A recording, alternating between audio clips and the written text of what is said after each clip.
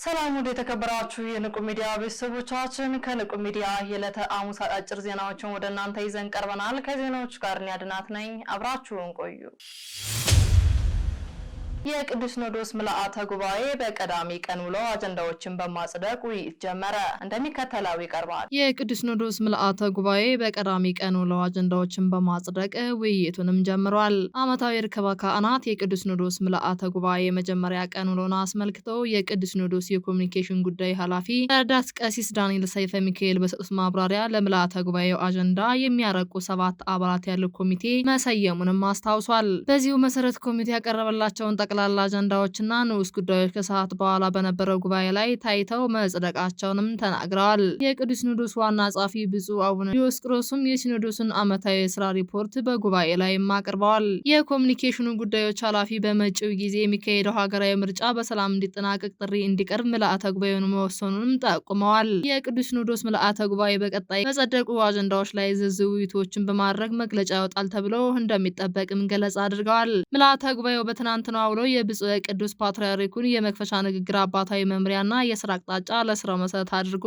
ተቀብሏል ብለዋል። በፍትህ መንፈሳዊ ድንጋጌ መሰረት በየዓመቱ ከትንሣኤ በዓል በኋላ በ25ኛው ቀን የሚካሄደው ጉባኤ በመንበረ ፓትርያርክ ቅድስተ ቅዱሳን ድንግል ማርያም ገዳም በትናንትናው ዕለት በጸሎት መጀመሩም ይታወሳል። አሁን እዚህ ላይ የምንመለከተው ርክበ ካህናት ምንድነው ሲባል የካህናት መገናኘት፣ የካህናት መወያየት፣ መንጋውን ሚመኑ መጠበቅ ነው፣ ለመጠበቅ ነው። ርክበ ካህናት የተሰራው ዋናው ዓላማው እየተወያዩ አባቶች ስለ ክህነት፣ ስለ ሥርዓተ ቤተክርስቲያን፣ ስለ ቀኖናው፣ ስለ ዶግማው አጠባበቅ እንዴት መጠበቅ እንዳለበት ቅዱሳት መጻሕፍትን መጠበቅ፣ በቅዱሳት መጻሕፍት መጠበቅ ሚመና እንዴት እንደሚጠበቁ ሚመና እንዴት መመራት እንዳለባቸው፣ እንዴት ወንጌል መማር እንዳለባቸው ከተማሩም በኋላ ንስሐ መግባት እንዴት እንዳለባቸው ወደ ሥጋው ደሙ መቅረብ እንዳለባቸው አስረግጦ ለማስተማር የተሰጣቸውን አደራ ለመወጣት የሚደረግ ግንኙነት ርክበ ካህናት ይባላል።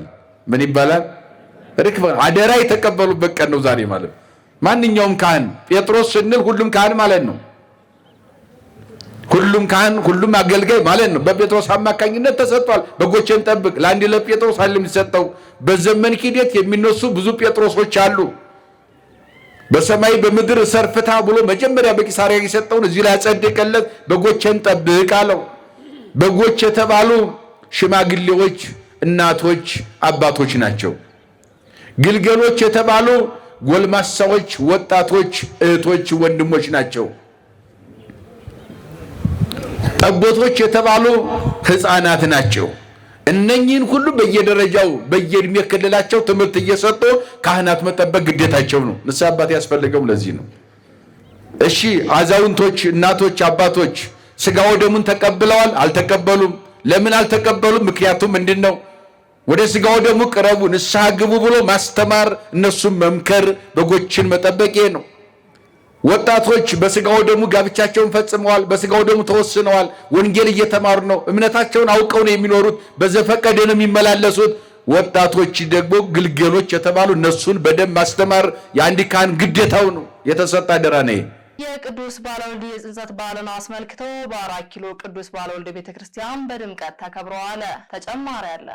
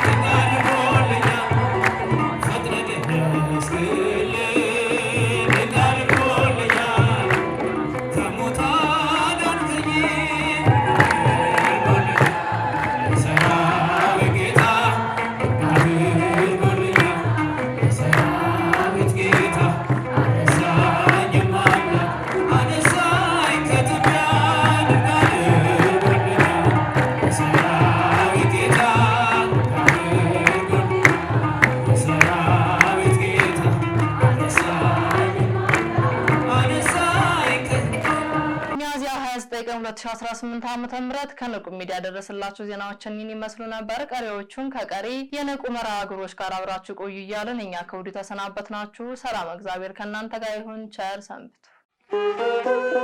ንቁ ኦርቶዶክስ ተዋህዶ የጸሎትና የንስሐ መርከብ ማህበር በእግዚአብሔር ፈቃድ በወንድማችን የኔነህ ተስፋዬ አስተባባሪነት ከተመሰረተ ጊዜ ጀምሮ ከሚሰጣቸው ዘርፈ ብዙ መንፈሳዊ አገልግሎቶች መካከል የሐዋርያዊ አገልግሎትና ያሬዳዊ ዝማሬዎች አንዱ ነው።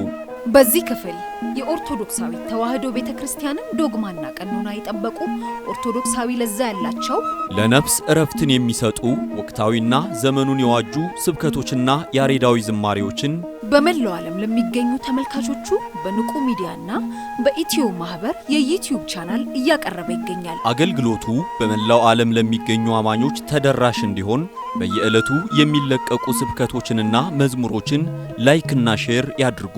እንዲሁም የዩቲዩብ ቻናላችንን ሰብስክራይብ በማድረግ የዚህ ታላቅ አገልግሎት ባላሻራ ይሁኑ። ንቁ ሚዲያ ርቱ የቤተ ክርስቲያን ልሳን